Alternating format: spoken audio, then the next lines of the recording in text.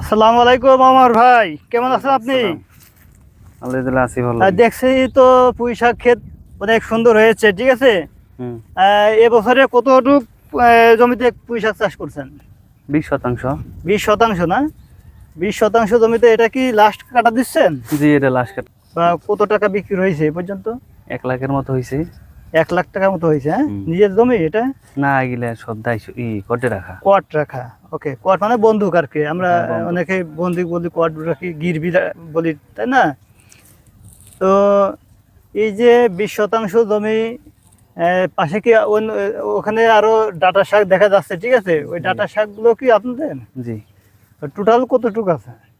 Total আপনার আমার আবাদ করে আপনার 3 পাখি হইব, 2.5 পাখি হইব। 2.5 পাখি। জি। তার মানে এই যে 2.5 পাখি জমিতে আপনারা প্রতি বছরে কত টাকার টোটাল সবজি বিক্রি করতে পারেন? 2 থেকে 2.5 লাখ। 2 থেকে 2.5 লাখ। শুনতে পারছেন দর্শক? আমার এই ওমর ফারুক ভাই, তিনি যখন জমি চাষ করছেন, সামান্য জমিতে, বাড়ির পাশে কিছু জমিতে ফসল সবজি চাষ দিয়ে, প্রথমে তাদেরকে অনেকেই বলেছিল যে এই সবজি চাষে লাভবান হওয়া যায় না, তারপরে বাজার দরও ভালো হয় না।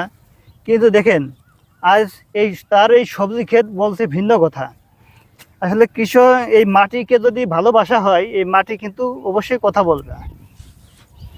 কারণ দেখেন, যে পরিমাণ সবজি, এই সবজি আমরা যখন কিনে খাই বাজার থেকে, এক আঁটি অর্থাৎ 1 কেজি পুঁই শাক কমপক্ষে 40 থেকে 50 টাকা করে নেয়, ঠিক আছে। তাও ভালো যে সবজিটা, সেই সবজিটাও আমরা পাই নাই। কিন্তু এই ভাইয়েরা যে সবজি অর্গানিকভাবে সবজিগুলো চাষ করতেছেন, কারণ এখানে একটা চর, চারিপাশে কিন্তু নদী, নদীর পাশে যে ভিতরে যে একটা চর জিগে আছে, এই চরে কখনো পানি জমা থাকে না। বৃষ্টি পানি হলে সাথে সাথে নদীতে পানিটা গড়িয়ে যায়। এই জন্য এখানকার মাটিটা সবজি চাষের জন্য অনেক উপকার, অনেক ভালো। তো আপনি আমাদের যে দেশে যে কৃষক সমাজ আছেন, ঠিক আছে, তাদের উদ্দেশ্যে একটু কিছু বলেন, যে তারা কোন ধরনের ফসল চাষ করলে তারা অনেক লাভবান হতে পারে।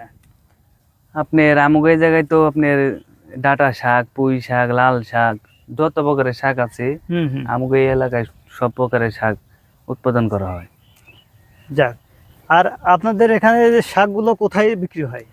এগুলো শাক আপনার অনেক বিভিন্ন জায়গায় চলে যায়, যে অনেক। ঢাকায় সাপ্লাই হয়, হ্যাঁ, তাই না? ঢাকায় সাপ্লাই হয়, হকার আসে, হকাররা আচ্ছা। ক্ষেত থেকে কিনে কিনে এখান থেকে যে আশেপাশে দেখলাম যে কয়েকটা বাজার আছে, অর্থাৎ পাইকারি বাজার, এখান থেকে ট্রাক ভরে ভরে চলে যায় বিভিন্ন জায়গায়, হ্যাঁ? বিভিন্ন জায়গায় চলে যায়। তা আপনারা কি ন্যায্য দামটা পান ঠিক মতো? হ্যাঁ, ন্যায্য দাম পাই।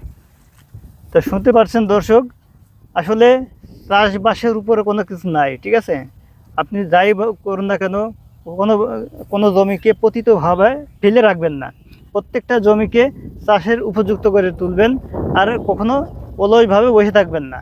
সামান্য একটু জমি আছে, সেই জমিতে বিভিন্ন ধরনের ফসল ফলান, বিভিন্ন ধরনের সবজি ফলান। এতে আপনাদের পারিবারিক চাহিদা যেমন মিটবে, তেমনি এটা বাজারে বিক্রি করে অর্থনৈতিক যে চাহিদা, সেটাও মেটাতে পারবেন। তো আজকের মতো এই পর্যন্তই দর্শক। দেখা হবে অন্য কোনো ভিন্ন কৃষক ভাইয়ের সাথে, নতুন করে আবার কোনো পর্বে। ধন্যবাদ।